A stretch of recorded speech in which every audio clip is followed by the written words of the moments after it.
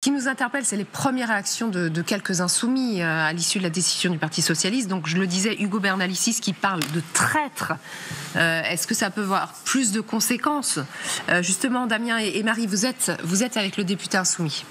Absolument, le député insoumis, dont la réaction, vous en rigoliez un peu, mais oui, a été très remarquée. C'est ce simple mot, traître. C'est quoi? Le nouveau Front Populaire est mort? Vous ne pouvez plus travailler avec le Parti Socialiste? Écoutez, en tout cas, le bureau national du Parti Socialiste, oui, ça va être compliqué. Après, les députés socialistes, je fais une distinction. Il y en avait 8 la dernière fois qui avaient voté la censure au mépris des consignes de leur organisation politique. Et j'espère qu'ils seront au moins la moitié à faire ce geste, ce qui voudrait qu'on serait en capacité de censurer le gouvernement si les mêmes organisations politiques que la dernière fois participent de la censure. Donc je le dis très tranquillement parce qu'en plus les victoires n'en sont pas. Ce budget reste un budget complètement d'austérité, un budget qui coupe dans les dépenses publiques, dans les services publics qui ont pourtant besoin des moyens pour fonctionner. Et derrière ça même, tout ça prospère sur une idée qui est un mensonge, c'est-à-dire qu'il y aurait de l'instabilité. Moi j'en ai ras-le-bol. C'était mon métier avant d'exécuter les dépenses de l'État pour le compte du ministère de l'Intérieur.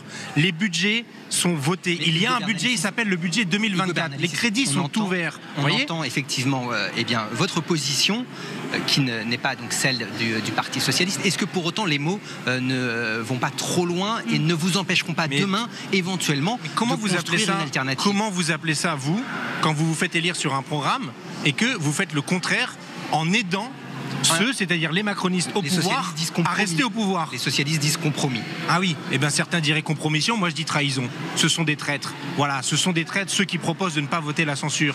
Traîtres à leurs électrices et à leurs électeurs, et traîtres à la nation, au pays tout entier aussi, parce que ça prospère sur un mensonge faisant croire que nous n'aurions pas les crédits. Vous avez vu ce qui s'est passé pour les services civiques. On en a fait des caisses pendant plusieurs jours. Au 1er février, plus de services civiques. Les crédits 2024 sont ouverts à 100%.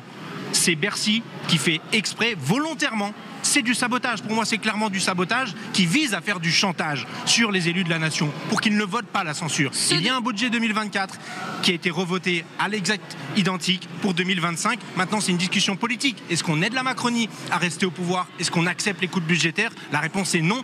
Et pour nous, en tout cas, et si pour eux c'est oui, alors c'est une trahison. Rapidement, ceux de vos détracteurs qui utilisent l'exemple de Villeneuve-Saint-Georges, la non-élection de Louis Boyard à la mairie, en disant que finalement votre stratégie n'est pas la bonne, que votre hystérisation du débat, les mots que vous choisissez vous conduisent peut-être à des défaites, à de prochaines élections. Vous leur dites quoi et vous leur répondez quoi? C'est les mots que vous avez choisi de relayer.